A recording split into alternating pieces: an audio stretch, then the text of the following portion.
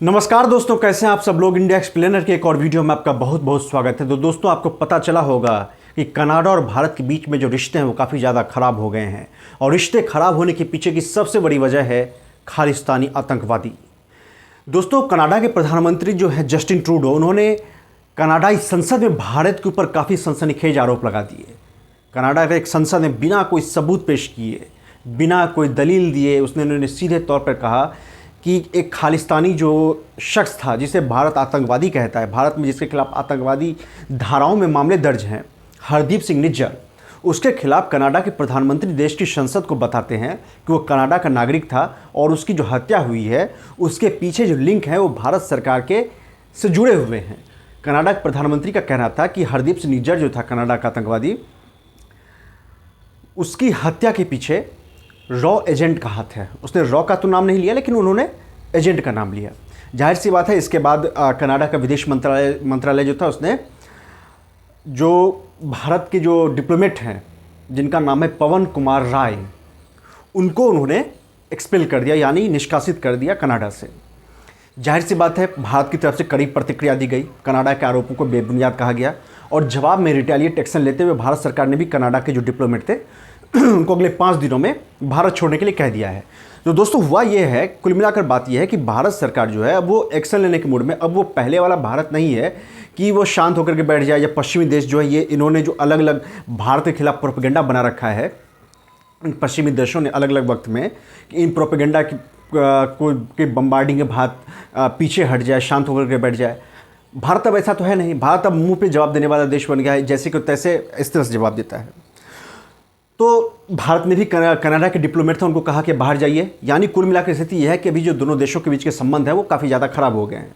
तो दोस्तों, इसमें वो नाम जो निकलकर सामने आया है, पवन कुमार राय, जिनको कि कनाडा ने एक्सपेल किया है, यानी कनाडा से निकलने के लिए कहा है, वो डिप्लोमेट कौन है, वो रॉ अधिकारी कौन है जिनका नाम है पवन कुमार राय, कनाडा में वो क्या करते थे, भारत में वो क्या करते थे और उनके नाम से जो क्रिमिनल्स है वो कैसे कांपते थे। आइए हम आपको इसके बारे में बताते हैं। दोस्तों, पवन कुमार राय जो हैं वो पंजाब कैडर के आईपीएस अधिकारी हैं, जो 2010 में केंद्रीय प्रतिनियुक्ति पर कनाडा जाने से पहले पंजाब में ड्रग्स तस्करी के खिलाफ खतरनाक अभियान चला रहे थे। उन्होंने पंजाब में ड्रग्स की सप्लाई को काफ़ी हद तक कम कर दिया था।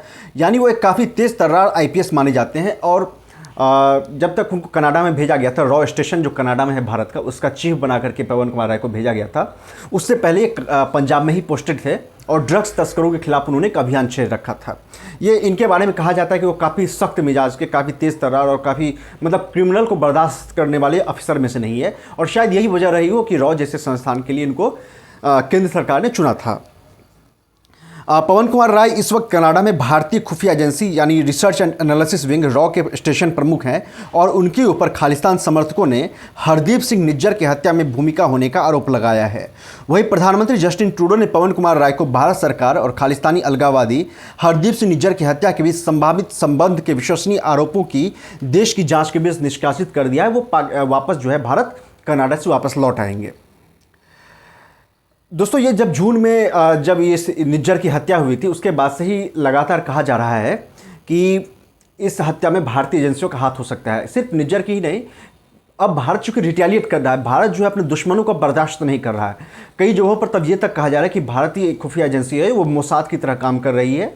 यानी भाई, जो भारत के दुश्मन हैं, जो भारत विरोधी हरकतों का अंजाम दे रहे हैं, वो बख्शे नहीं जाएंगे। याद होगा, पाकिस्तान में कई सारे जो आतंकवादी हैं ना, जो भारत के खिलाफ अलग अलग हरकतों में शामिल थे, सबको ठोका जा रहा है। मुझे नहीं पता इसमें क्या भारत का लिंकेज है, नहीं है, मुझे नहीं पता है।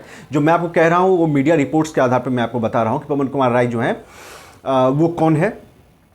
ये निज्जर मारा गया, ये मुझे तो ऐसा लगता है कि ये 2 करोड़ एक आदमी, इस पर भारत सरकार या जो भारतीय एजेंसियों के इतना दिमाग खर्च करने की जरूरत नहीं होगी। ये जो कई सारे रिपोर्ट में कहा गया कि ये आपसी गैंगवार जो होता है ना, उसमें ये मारा गया। खैर, जो भी है मुझे नहीं पता। कनाडा के सरे में इसकी हत्या जून महीने में हत्या की गई थी निज्जर की। यह अलगाववादी संगठन खालिस्तान टाइगर फोर्स केटीएफ जो है उसको इसका प्रमुख था। अच्छा, ये कितनी बड़ी विडंबना है ना, जो कनाडा ये जो फ्रीडम ऑफ स्पीच की बात करने वाले देश हैं, ये फ्रीडम ऑफ स्पीच की आड़ में उस संगठन को पनाह दे रहे हैं जो भारत विरोधी अभियानों में लिप्त है। ये कह रहे हैं फ्रीडम ऑफ स्पीच। अब कनाडा में बैठ कर के तमाम हिंदू मंदिर जो है उसको निशाना बनाया जाता है, उस पर अलग अलग चीज़ें लिखी जाती है, भारत विरोधी चीज़ें लिखी जाती है। वो उस वक्त फ्रीडम ऑफ स्पीच का कहाँ चला जाता है? उस वक्त आज तक तो एक भी हमने नहीं सुना है कि ये कनाडा में इस तरह की कोई खालिस्तानी जो है उसके खिलाफ कोई कार्रवाई की गई है। कुछ नहीं है, ये लोग वोट बैंक पॉलिटिक्स। और ये जो जस्टिस ट्रूडो प्रधानमंत्री है कनाडा के, इनके पिताजी जो थे वो भी खालिस्तान के सपोर्टर रह चुके हैं। अल्टीमेटली ये जितने लेफ्टिस्ट टाइप के मानसिक वाले जो राजनीतिक दल होते हैं ना, इनका यही काम ही होता है कि तमाम अलगाववादी तत्वों को बढ़ावा देना और इन सब से वोट हासिल करके सरकार में बने रहना। इनके जो लेफ्टिस्ट विचारधारा वाले लोग जो होते हैं, जो शासन पद्धति है उसमें इस तरह की विचारधारा काफ़ी पनपती है। और जस्टिन ट्रूडो, इनके पिताजी जो थे पियरे ट्रूडो, उन्होंने शह दिया था, उसके बाद ही जाकर के एयर इंडिया के विमान में खालिस्तानियों ने आतंकवादी हमला किया था। मतलब एयर विमान को ही उसने उड़ा दिया था, जिसमें कि करीब 300 से ज़्यादा लोग मारे गए थे। और जस्टिन ट्रूडो जो है, इसको लग रहा होगा कि ये भारत में खालिस्तानियों का जो एक्टिविटी है उसको बढ़ावा दे करके ये भारत को शांत करेंगे। लेकिन इसको पता नहीं है कि इस तरह के आतंकवादी जो है सबसे पहले इन्हों को पकड़ के आगे जाकर काटेंगे। जैसे भी पाकिस्तान का हाल हुआ है ना, आगे जाकर कनाडा का भी यही हाल होगा, आगे होना ही है, तय है। दोस्तों, पवन कुमार राय जो है, इंडियन एक्सप्रेस में इनके बारे में एक रिपोर्ट छपी है। उसमें पवन कुमार राय को के एक करीबी पुलिस अधिकारी ने कहा, जो पवन कुमार राय जी के साथ पंजाब पुलिस में काम कर रहे थे, एक बड़े अधिकारी थे, उन्होंने पवन कुमार राय के बारे में बात करते हुए कहा कि पंजाब में अपने कार्यकाल के दौरान वह एक प्रतिभाशाली अधिकारी थे, पूरी तरह से प्रोफेशनल और एक बेहतरीन इंसान के रूप में पवन कुमार राय जो है वो जाने जाते हैं। पुलिस अधिकारी ने आगे कहा कि वह 2009-10 में तारन के एसएसपी थे, जब पंजाब में ड्रग्स का मुद्दा मंडरा रहा था।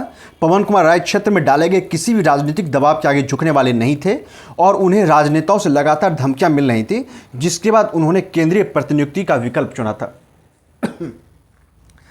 तो बेसिकली ये था कि ड्रग्स तस्करों के खिलाफ उन्होंने अभियान छेड़ रखा था। आपको याद होगा कि पंजाब जो है एक वक्त ड्रग्स तस्करों के लिए कितना बड़ा अड्डा बन चुका था। तो उन्होंने, पवन कुमार राय ने ड्रग्स तस्करों के खिलाफ काफ़ी ज़्यादा ऑपरेशन चलाए थे। जाहिर से बात है, कुछ ड्रग्स तस्करों उनको राजनीतिक संरक्षण भी प्राप्त होता था, जिसकी वजह से उनको धमकियाँ मिलती थी। और बाद में उन्होंने केंद्रीय प्रतिनियुक्ति चुना था और बाद में फिर उनको RNW के लिए चुना गया था। 53 साल के पवन कुमार राय साल 2000 के दशक के अंत में जालंधर और अमृतसर में वरिष्ठ पुलिस अधीक्षक थे। उन्हें 31 जनवरी को पंजाब सरकार द्वारा 7 अन्य IPS अधिकारियों के साथ केंद्रीय प्रतिनियुक्ति पर भेज दिया गया था। पंजाब कैडर के एक अन्य भारतीय पुलिस सेवा अधिकारी, पूर्व में रॉ प्रमुख सामंत कुमार गोयल के करीबी माने जाने वाले पवन कुमार राय को रॉ एजेंसी में प्रतिनियुक्ति दी गई। साल 2018 में उन्हें केंद्र में संयुक्त सचिव या उसके समकक्ष पद संभालने के लिए सूचीबद्ध किया गया था। यानी इनके काम को देखते हुए इनको लगातार प्रमोशन दिया जा रहा था। विदेश मंत्रालय की अधिसूचना में उस वर्ष कहा गया था कि कैबिनेट की नियुक्ति समिति ने श्री पवन कुमार राय IPS PV 1997 1997 को संयुक्त सचिव के रूप में नियुक्त करने के लिए विदेश मंत्रालय के प्रस्ताव को मंजूरी दे दी है। ये कार्यभार उनको 3 साल के लिए सौंपा गया था। तो कुल मिलाकर यह है कि पवन कुमार राय को प्रतिनियुक्ति पर भेज दिया गया था कनाडा। वहाँ कनाडा में रॉ स्टेशन चीफ वो उनको बनाया गया था और काफ़ी वो सख्त मिजाज के अधिकारी, IPS अधिकारी माने जाते थे। और पवन कुमार राय के बारे में एक पुलिस अधिकारी ने कहा कि हम सभी जानते हैं कि कनाडा सरकार ने कैसे सार्वजनिक तौर पर यह खुलासा कर दिया है। इसके पीछे राजनीतिक कारण है। वो कनाडा में बसे पंजाबी प्रवासियों को संदेश भेजना चाहते हैं और यह उनकी वोट बैंक की राजनीति है। दोस्तों, ये कनाडा के प्रधानमंत्री जो है, ये लोग कितने गैर प्रोफेशनल लोग हैं, इतने बड़े बेवकूफ़ाना वाला हरकत इन्होंने की है। आपने एक अधिकारी को, डिप्लोमेट को सस्पेंड किया, एक्सपेल किया, ठीक है, चलिए समझ में आता, आपने उनका नाम क्यों खुलासा कर दिया?